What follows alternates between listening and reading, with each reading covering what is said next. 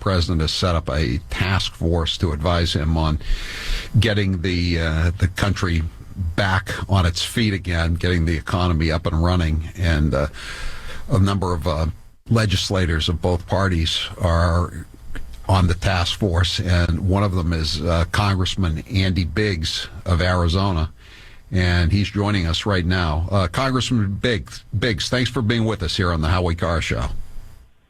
Howie, good to be with you. Thanks for having me.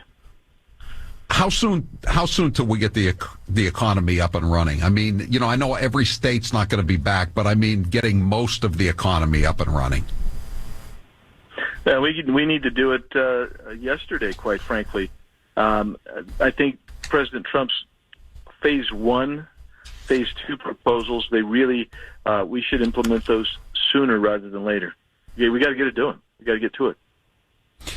So I want to play, you're a member of the House of Representatives, obviously, and your leader, the Speaker of the House, Nancy Pelosi, she blocked $250 billion from being added to the Small Business Relief Fund. I guess they call it the Payroll Protection Plan. And the same day that she did that, got the senators, the Democrat senators, to do that, she posed in front of a $24,000 refrigerator in her mansion in San Francisco and showed off pints of ice cream for $13 that cost $13. What would have happened to, say, Newt Gingrich or Paul Ryan had they done something like that when 22 million Americans were out of work? The unemployment rate is nearing 20%. What would have happened to them if they had done? Oh, they'd have been run out of town on a rail. You know that they would have been pilloried, and it is part and parcel of the hypocrisy of the left right now, where they're the most elitist folks that you can imagine, and Nancy Pelosi's the elitist of the elitist, and so she's basically a political animal. But that was so tone deaf to stand. I saw this. I saw the picture. I saw the story, and if it was a Republican, it doesn't have to be Newt Gingrich or Paul Ryan. If it's any Republican that was doing that, we would be facing relentless firestorm from the left. Absolutely. I remember when Newt Gingrich was complaining about being left off of Air Force One when Bill Clinton was president, and the New York Daily News, back when it was still a real newspaper, ran a cartoon of him as a baby in diapers crying on the front page. And I still remember it after all these years. But, Nancy Pelosi just gets a complete pass for doing this. Let me play a cut for you so you can. This is her congratulations on blocking the $250 billion. Cut 15. So last week when they came they asked for $250 billion in 48 hours. I said, well, I don't think so. Let's see how we can open this up to many more people. So Chuck Schumer and I, and this all happened on the Senate side, and I congratulate the Senate Democrats. They went to the floor when Mitch McConnell went in for his $250, and they said they objected. So she's proud of herself. Small businesses in Arizona, Massachusetts, Florida, every state in the union are choking, or they're dying. Busboys, waitresses, shoe clerks. People, millions of people are out of work, and she's patting herself on the back.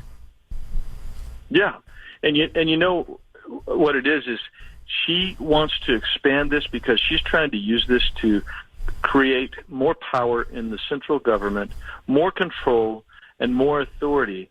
And what she's failed to realize is that what's caused this problem isn't necessarily the virus. It is the governmental response to the virus in so many of these states, including her home state of California, where you've locked down businesses. They've picked winners and losers, and they said, guess what? If we can't let you go to church, but we're going to let you go to the marijuana dispensary.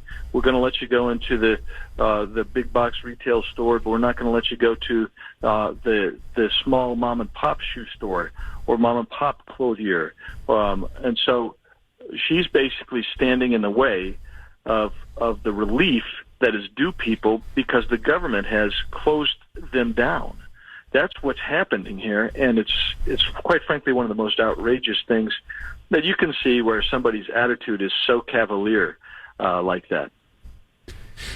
And you have but the Democrat governors on the West Coast and the Democrat governors on the East Coast have banded together in these consortiums or directorates, whatever you want to call them, and they're going to try to slow walk a reopening because they want to hurt Donald Trump's chances for being reelected. I mean, that's the way I read it. How do you read it? Well, I think, it's sad for me to say that, but it certainly seems that way, doesn't it? I mean, these guys, Newsom just extended the stay-in-place order in California for another 15 days into May. I'm finding myself saying, where do they get the authority to do that anyway? I'm real curious about that. But the reality is, some of these guys, don't forget, some of the left-wing pundits said a year ago, boy, we really hope that we have a bad economic turnaround right, because it's only a bad economy that's going to help us beat Donald Trump. That's what I'm seeing here, and it's outrageous, and we've got to open up the economy. That's the best way to deal with that.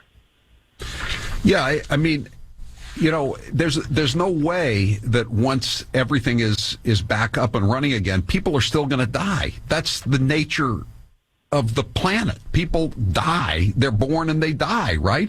But the media is going to make it out that anybody who dies after the economy is reopened, it's going to be the fault of Donald Trump and Andy Biggs and every other Republican who's in elective office.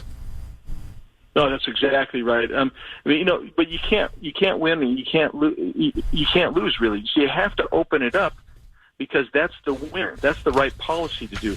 Look, you had New York just reclassified 3,700 deaths to COVID-19, even though there's no evidence that it was a causative, and you've got recoding in place, which may be correlative in some ways, but not causative.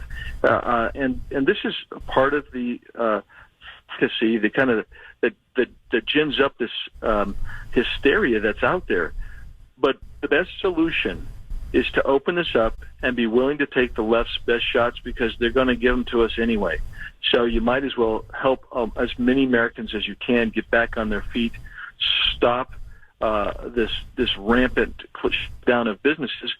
So we don't get in 2 more weeks 30 million unemployed. Maybe we can start leveling that off as well and getting people back to work. I know when the Democrats in the Senate blocked the $250 billion for small businesses, a couple of Democrats, including Senator Sinema from your home state, protested. Are you talking to any House members, Democrats, who are saying, "What are we doing here? This is really destructive of the entire society to be blocking these relief efforts"? Yeah, a couple of my friends on the Democrat side have told me that they can't understand this going on. They're not so forward as to say that they think it's just political posturing at terrible risk, but they do agree that they have got to their leadership has got to stop messing around here. This is a lot of human lives, millions, tens of millions of people being impacted negatively by the decision of the Senate Democrats to go down for no apparent reason other than to expand their power and authauthority to object. So, do you think that voters who are just very anxious about their employment status or about their health, do you think they can see through these attempts by the Democrats to just hamstring the economy? I mean, you see the TV news every night, the newspapers in the morning, they're just full of these sob stories, making it sound like this is a new phenomenon, that nobody ever died in the country until a month ago. Can they see beyond these this torrent of Democrat agitprop? Oh yeah, I think so, Howie. I've been doing town halls on a regular basis, and I talk to businesses, constituents, business owners, employees every day. That's what I'm doing all day long now. And they all say we've overreacted, and the cure seems to be worse than the disease, and please get us open. And they also say, you know what I found interesting is there's so many of them that have applied for the PPP that were told, yeah, you're in the pipeline, and then the Democrats pulled the plug on replenishing that amount, and they're all like, well, what's the status now? I said, well, until the Democrats replenish it, you're still in the pipeline, and I'm not sure what'll happen and how long it'll take for them to replenish it. So that's what you're facing. But I think the American people, I trust the American people. They're smart. They want to be free. They want to work. They're industrious. They know what it takes to succeed, and they want to succeed. But we, government, has been in the way. If this is such a national emergency, why has Nancy Pelosi decreed that you guys are out of session for 3 weeks? Oh, my goodness, Howie. I do not even understand. It's more than 3 weeks. Good grief. I've been back 2 weeks at least now. I've been agitating, saying, let us go back. We can do things. I mean, you've got issues like the FISA issue that's still ongoing. You've got an immigration issue where you have a COVID-19, and we still have people crossing our border every day illegally, and we don't know what their health status is. And they come from literally 80 to 90, 100 countries every year, over 100. Last year was well over 100 countries. Well, there are things we could be doing, plus we could be addressing some of these issues related to the economy and the virus issues. We could find out how it got here, what's going on with China. We could make decisions on how can we bring back businesses and incentivize them to come back to our shores. But we aren't doing any of that other than drafting, as I do with my colleagues, drafting letters, drafting ideas, and basically some outlines of legislation that will be ready to go. If Nancy Pelosi ever deigns to bring us back into session, we'll be ready to go with some of this stuff. But for them to continually leave us out of the picture, it is what I like to say. Nancy Pelosi has deemed the United States Congress a non-essential business, and that we should be closed. But her $24,000 Sub-Zero refrigerator in her San Francisco mansion is loaded with those $13 pints of Jenny's chocolate ice cream.